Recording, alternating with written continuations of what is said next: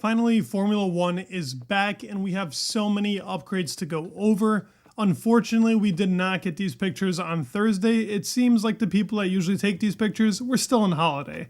But now we can go over everything. We have the upgrade documents for all these big teams, as well as it pictured so I can go a little bit more in depth. And Austin has plenty to talk about, as well as the practice session. We can even analyze how these cars have been feeling in the first free practice. And of course, it is still very unknown. The times are very irrelevant right now looking at them, but we can get a gist of who has a better balanced car and whether we'll actually have a pretty close race this weekend. Right before getting into it, I wanted to thank you guys for support. You guys are amazing. Thank you for supporting the channel, always being around, sticking with me through any video I make. If you're new here, please go ahead and subscribe. Like 80% of you are not subscribed that watch my video, so I'd love if you'd subscribe. It means we would boost up a lot in subscriber numbers, and it would really help me out a lot. But let's get started into the upgrades, and I did capture all the rear wings, so let's start off like that. We usually start off with the rear wings, and usually Albert Fabrega takes them, and it's usually 4 different rear wings in one little picture. Thank you, Albert Fabrega, for always providing those. He didn't for this GP, but we can go over them separately. I have a picture of each. For Ferrari, looking at the rear wing, we've seen it ran before. It is a medium to high downforce. That's typically what this track requires, and the Ferrari car has ran pretty well in this rear wing configuration. Looking at the Red Bull, and I will say this, with the exception of one rear wing, we've seen all of these before. They're just circuit-specific stuff. This one is medium to high downforce, as you can see with the upper and lower plane. Pretty bulky, but for more DRS effectiveness, specifically in Sector 2, it is helpful. And they've ran pretty well in this configuration. The car actually wasn't looking too bad in FP1 considering all the drama around it. Next team to look at a different angle, but it is the McLaren car and also a medium to high downforce configuration. Their lower plane isn't as bulky as the Red Bull, but their upper plane is bigger for more DRS effect. They've always had a bigger wing. They've not necessarily been the fastest on the straight, but in corners, whether it be high or low speed, McLaren has reigned supreme over any other car. Mercedes also has a weird angle, but we've seen this rear wing plenty of times before. It is medium downforce. I wouldn't call it medium high necessarily because the lower and the higher plane are not as deep as it is on the McLaren, Ferrari, and Red Bull. So just a bit more slight and medium downforce for the car. They also have very extreme upgrades on the car that we're going to go over. They look pretty insane going over them as well. Next thing to look into is RB, only brought one upgrade. We've seen this wing before. They actually introduced this wing all the way in Australia. Same one, it's medium downforce, very slow car in a straight line. So they typically go on a bit of a lower spec for the rear wings to compromise for that straight line speed. Next team we're looking into is the Sauber car, also brought upgrades as well. They're running about a medium downforce. As you can see, that lower plane isn't as deep as the top teams have it. Upper plane is pretty high, but still not as high as a McLaren or a Red Bull. So we can come to the conclusion that this is a medium downforce rear wing. The Aston car, this is a little bit at a distance, but we've also seen this rear wing before. They're running at a medium high, bulky upper flap. Lower flap isn't as bulky, but we can conclude that it's a medium to high downforce on the Aston car. They do like this spec of wing, I think the most out of all of them, because we've seen it the most commonly in each GP. They have significant upgrades we're going to go over as well. Williams is also running a medium to high downforce. As you can see, lower plane is smaller, but the upper plane is big and bulky. Very similar to the McLaren rear wing, almost identical if you look at it from this angle. Haas also have big upgrades. Very hard to capture a good picture of their rear wing, but they're running at about a medium downforce. They like that straight line speed. It's been their advantage this whole season, so they like to have that and carry it on into GP to GP, especially because they have K-Mag as one of their defenders, and he has 0 penalty points, so we know where that's going to go. And last team, we're looking at the Indiana Jones, Alpine, McLaren, whatever you want to call it.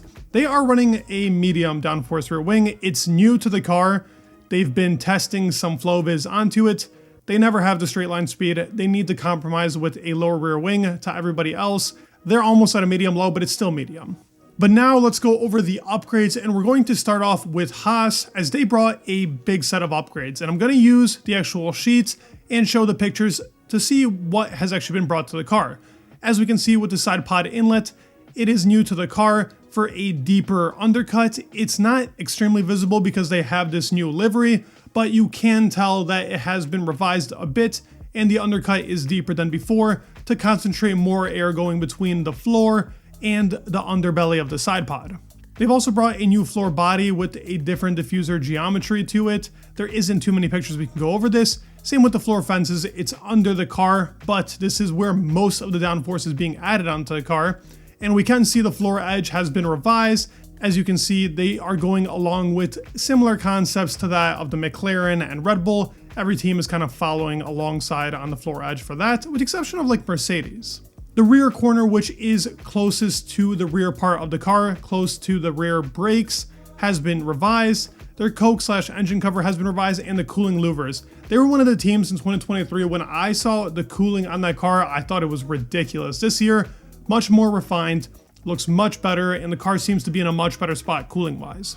Next team to look at is Stake F1. Hard to picture this car. There is a good shot of the front wing. As we can see, it is different, and they are really relying on that this is going to work for the car. They've changed all the elements to hopefully have the airflow flow over the car correctly, because it has not been doing that so far in the season.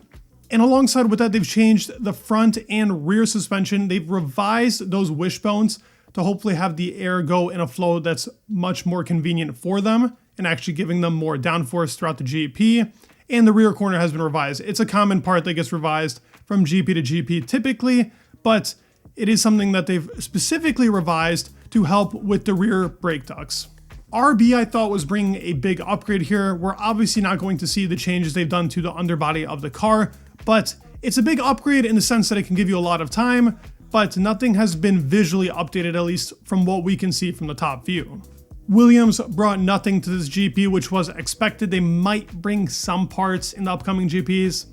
Very hard to tell, but it's possible. Alpine did bring parts only to Pierre Gasly's car with the floor body and the floor edge. You can't see obviously the underfloor, but the floor edge, you can see that they've finally added some of those little grates on the side of the car that have not been on the car throughout the whole season, but now they have a more defined floor to it, which hopefully adds more performance, and we'll have to see, especially in comparison between Ocon and Gasly. You can see the engine cover has a new shape to it, and as I said, the rear wing was reprofiled, medium downforce rear wing, hopefully going to give them a little bit more straight line speed. The car is always lacking on engine power anyways. Aston Martin is a big one. We have great pictures of this car that we can go over. For the front wing, I first saw it on Lance's car in FP1. I do think they ended up getting it to Alonso's car by the end of the session. Hopefully they have a couple, that would be nice. But as you can see, they've made a change into the upper flaps of the front wing and twisted it to hopefully distribute the air throughout the car more evenly, getting it to the rear part of the car. They've changed that front wing plate, at least to flow in the outwash that they want on the front wing. The engine cover itself has been slightly revised. We can also see louvers on the top, which hasn't been a common theme for Aston Martin in 2024. The floor body, which is under, we can't see that shift, it has changed.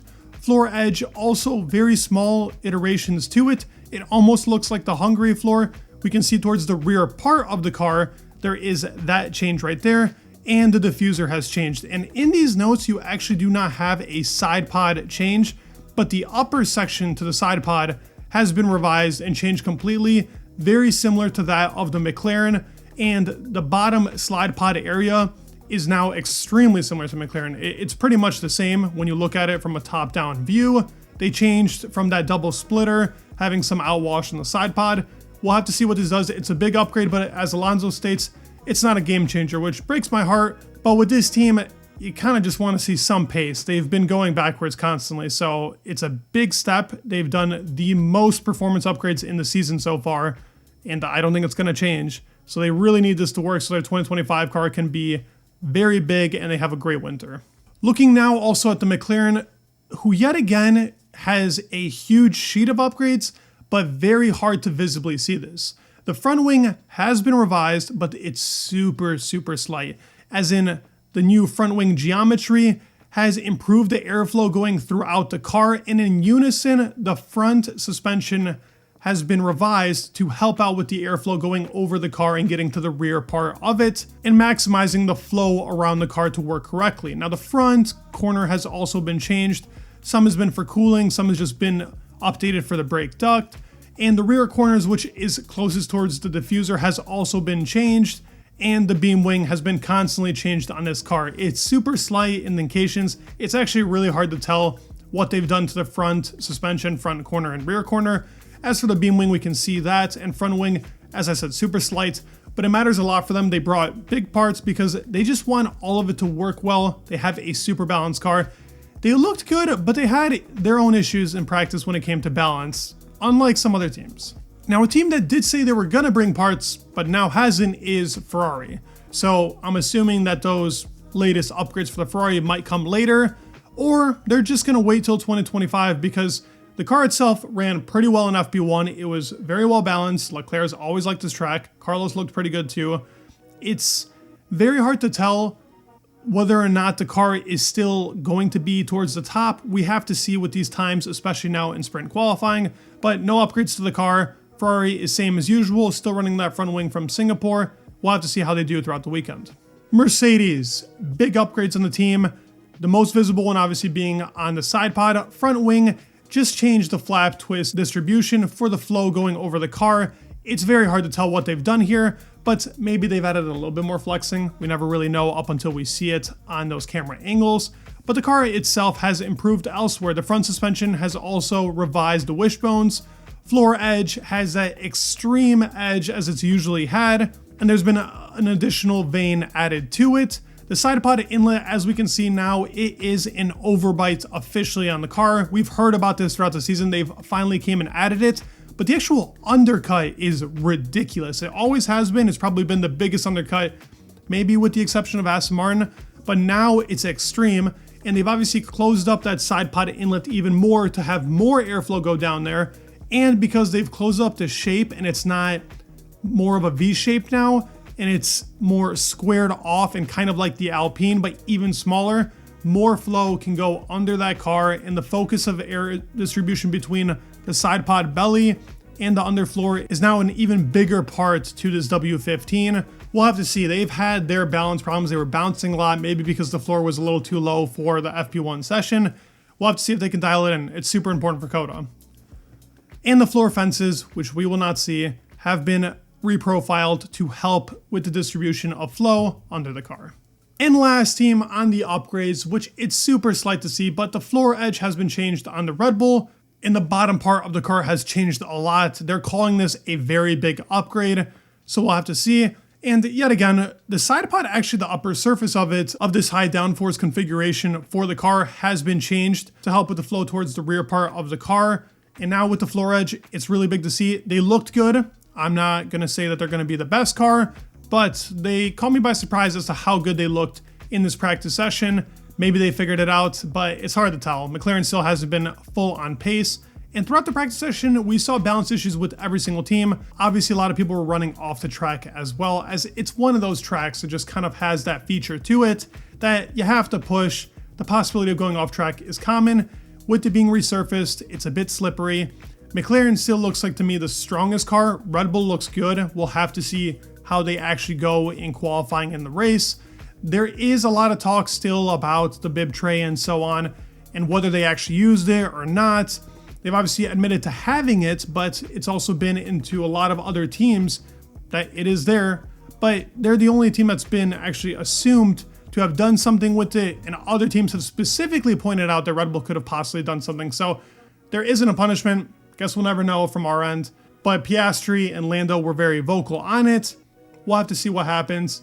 It's going to be a close GP. I still feel that way. I do think Mercedes is still a way off. They got to figure out the configuration they want for the GP, but man, I'm excited to see these cars. Let's see how sprint qualifying goes and qualifying. I'll see you guys on Sunday for a new video after the race. Hope you guys enjoyed. Please leave a like, subscribe, and me in the world, and peace.